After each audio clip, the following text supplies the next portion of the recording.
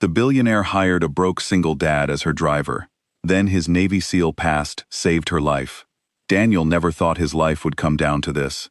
He was standing in front of a mirror in his small apartment, ironing the same white shirt he had worn to every important moment in his life: his wedding, his discharge ceremony, and now this. A job interview to be someone's driver. He pressed the collar one more time. His 7-year-old daughter, Aisha, was watching cartoons in the next room. He could hear her laughing. That sound was the only reason he was still standing. Daniel had spent 11 years as a Navy SEAL. He had done things most people would not believe if he told them.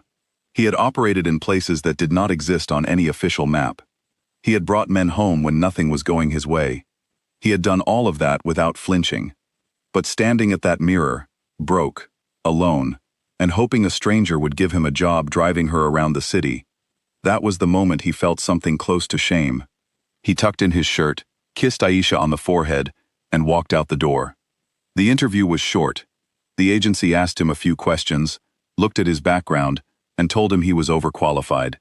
He sat there quietly and said he understood. He did not beg. He never begged. His phone rang that same evening. The voice on the other end was calm and precise. It belonged to a woman named Rhea Kapoor, one of the wealthiest people in the country. She had built a tech company from scratch in her 20s and sold it for more money than most people could count. Then she built another one. She was 41, controlled every room she walked into, and went through personal drivers the way some people go through coffee cups. She asked Daniel one question over the phone. "Can you be invisible?" He said yes. She said, "Be at the car by 7 in the morning." That was it. The first day he opened the door for her. She walked past without looking at him. She sat in the back seat and opened her laptop before the door was even closed. For the next 40 minutes, she typed and made calls and did not once glance up at the rearview mirror. Daniel drove and said nothing. He decided that suited him fine.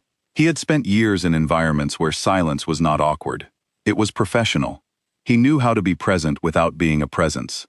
He kept the car clean, the routes efficient, and his thoughts to himself. 3 weeks passed like that. Then one Friday, he asked if he could leave 30 minutes early. He did not say why. He just asked. Rhea glanced up from her phone, paused for a second, and then told her assistant to move 2 meetings. She never asked him why. He found out later that she had figured it out anyway. A small crayon drawing had slipped from the inside pocket of his jacket when he reached for his phone at a red light. He had picked it up quickly, too quickly. She had seen it. A little girl in crayon red and yellow, with a stick figure man beside her, both of them under a big sun. She said nothing about it. She just kept moving 2 meetings every Friday. Daniel noticed that. He filed it away. He did not trust easily, but he was beginning to understand that this woman was not careless about people. She was just quiet about it. A few weeks later, they had a long drive. 2 hours outside the city for a business summit. No calls came in. Her laptop stayed closed. For a while there was silence, and then she asked him something he was not expecting. "What did you do before this?" He thought about how much to say. He settled on the truth, kept short. "Military. Special operations. 11 years. She looked out the window. "Why did you leave?" "A mission went wrong. Men were hurt. I made a call that some people above me disagreed with. I was discharged." He did not say anything else. He did not explain whether the call he made was right or wrong, because he already knew the answer and did not need her to weigh in on it. She did not push him for more. She just sat with that for a moment. And then she said something surprising. "I had a board that turned against me last year. The company I started. People I trusted. They tried to force me out." She paused. "I didn't let them." Daniel nodded slowly. "They send letters now," she added. "Threatening ones. My security team calls them low risk. I'm starting to think my security team doesn't know what they're looking at." Daniel kept his eyes on the road. He had already been thinking the same thing for 2 weeks. He had noticed the gray car first. Different plates, same vehicle, showing up within a few blocks of their route 3 days in a row. Then a catering van parked outside her office building on a day when no event was scheduled. Then a man at a conference who stood slightly too far from the crowd, watching her with the particular kind of stillness that trained people recognize in each other. Daniel had reported it to her security team. They told him he was being thorough. He told them there was a difference between being thorough and being right, and that they should know which one this was. They did not change anything. He changed things himself. He started varying the routes every day. Sometimes he left earlier. Sometimes he took longer paths. He logged the gray car's appearances in a notebook he kept in the center console. He started sitting differently in the driver's seat, not tense, not relaxed, but what he privately called ready. The posture of a man who is waiting for something he hopes does not come. It came on a Tuesday night.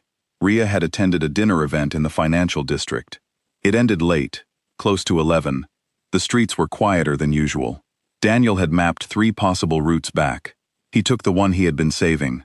Wider lanes, better sight distances, fewer blind turns.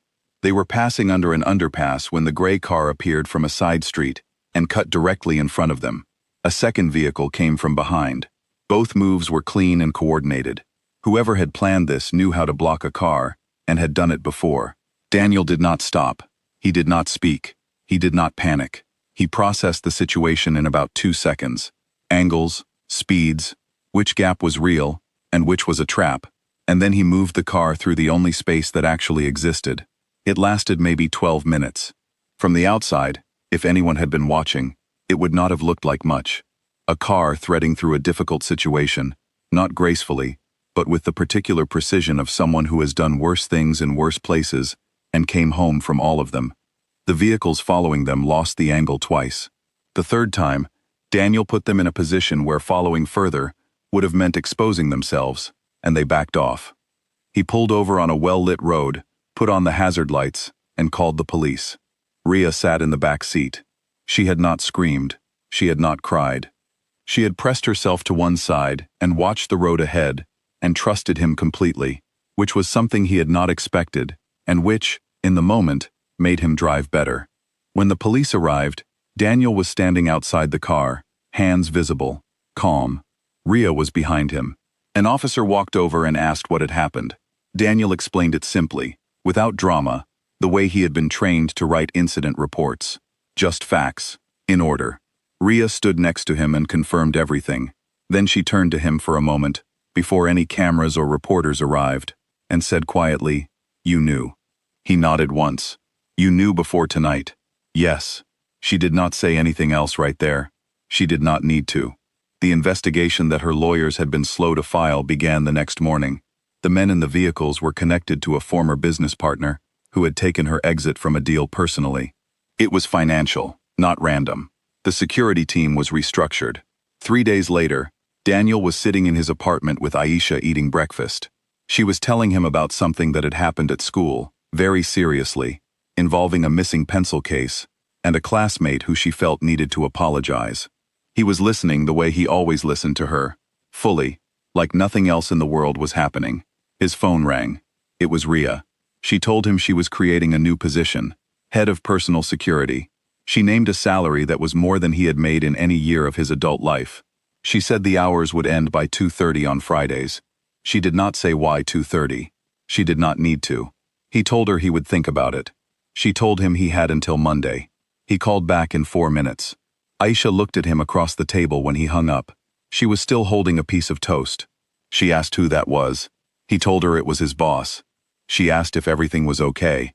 He looked at his daughter, at her serious little face, at the crayon drawing on the fridge behind her, the same one, almost, that had fallen out of his pocket in that car weeks ago, 2 stick figures under a big yellow sun. He told her everything was more than okay. She went back to her toast, satisfied. He sat there for a moment longer, in that small apartment that had never felt small when she was in it, and he thought about the strange shape a life can take. How a man can go from carrying the weight of a country's secrets to carrying a little girl's school bag. How the skills that trained him for the worst of the world had, in the end, kept one person safe on a quiet Tuesday night. And how sometimes, the job that looks like a step backward is the one that puts you exactly where you need to be.